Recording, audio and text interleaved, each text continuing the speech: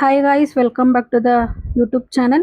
ಇವತ್ತು ಮಸೂರ್ ದಾಲ್ ಯೂಸ್ ಮಾಡಿಕೊಂಡು 6 ಮಂತ್ಸ್ ಟು 2 ಇಯರ್ಸ್ ಬೇಬಿಗೆ ಯಾವ ಥರ ಕಿಚಡಿ ಮಾಡ್ಬೋದು ಅಂತ ತೋರಿಸ್ಕೊಡಕ್ಕೆ ಹೋಗ್ತಾ ಇದ್ದೀನಿ. ಕಿಚಡಿಗೆ ಮೇನ್ ಬೇಕಾಗಿರೋದು ಮಸೂರ್ ದಾಲ್ ಆ್ಯಂಡ್ ಒಂದು ಕ್ಯಾರೆಟು.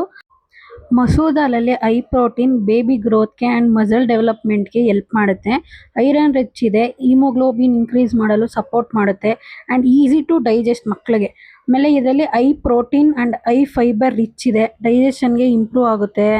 ಆಮೇಲೆ ಕಾನ್ಸ್ಟಿಪೇಷನ್ ಕಡಿಮೆ ಮಾಡುತ್ತೆ ಇದನ್ನು ಕೊಡೋದ್ರಿಂದ. ಈಗ ಹೇಗೆ ಮಾಡೋದು ನೋಡೋಣ ಬನ್ನಿ. ನಾನಿಲ್ಲಿ ಒಂದು ದೊಡ್ಡ ಸೈಜಲ್ಲಿ ಕ್ಯಾರೆಟ್ ತೊಗೊಂಡಿದ್ದೀನಿ, ಅದನ್ನ ಚಿಕ್ಕ ಚಿಕ್ಕದಾಗಿ ಕಟ್ ಮಾಡಿದ್ದೀನಿ. ಬೇಬಿ ಇನ್ನೂ ಅಗ್ದು ತಿಂತಿಲ್ಲ ಅನ್ನೋರು ತುರಿದು ಬೇಕಾದರೂ ಹಾಕ್ಕೋಬೋದು. ನಾನಿಲ್ಲಿ ನನ್ನ ಮಗುಗೆ ಅಲ್ಲಿ ಬಂದಿದೆಯಲ್ವ, ಅದರಿಂದ ನಾನು ಕಟ್ ಮಾಡಿ ಹಾಕ್ಕೊತಾ ಇದ್ದೀನಿ. ಇಲ್ಲಿ ನಾನು ಮಸೂರ್ ದಾಲ್ನ ಒಂದು 15 to 20 ಮಿನಿಟ್ಸು ತೊಳೆದು ನೆನೆಸಿಟ್ಟಿದ್ದೀನಿ. ಡೈರೆಕ್ಟಾಗಿ ಯಾವುದೇ ಕಾಳಾಗಲಿ ಮಕ್ಕಳಿಗೆ ಡೈರೆಕ್ಟಾಗಿ ಹಾಗೆ ಕುಕ್ ಮಾಡಿ ಕೊಡಕ್ಕೆ ಹೋಗ್ಬಿಡಿ. ಅಟ್ಲೀಸ್ಟ್ ಒಂದು 30 ಮಿನಿಟ್ಸ್ ಅದು ನೆನೆಸಿ, ಯಾಕಂದರೆ ಚೆನ್ನಾಗಿ ಡೈಜೆಸ್ಟ್ ಆಗುತ್ತೆ, ಅದರಿಂದ ಹೇಳ್ತಾ ಇರೋದು.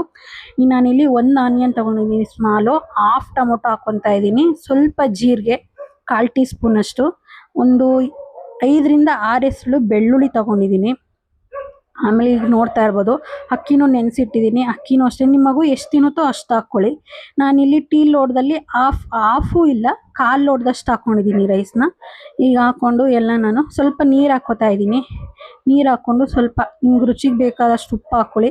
ಆದಷ್ಟು 6 ಮಂತ್ಸ್ ಟು 1 ಇಯರ್ ಬೇಬಿಗೆ ಸಾಲ್ಟೇ ಆಗಲಿ ಖಾರನೇ ಆಗಲಿ ಆದಷ್ಟು ಮೈಲ್ಡಾಗಿ ಕೊಡಿ, ಜಾಸ್ತಿ ಕೊಡೋಕ್ಕೆ ಹೋಗಬೇಡಿ. ನಾನಿವಾಗ ನನ್ನ ಮಗ ಸ್ವಲ್ಪ ಖಾರ ಕಮ್ಮಿ ತಿನ್ನೋದು, ನಾನೆಲ್ಲ ಸ್ವಲ್ಪ ಕಮ್ಮಿನೇ ಹಾಕ್ತಾ ಇದ್ದೀನಿ.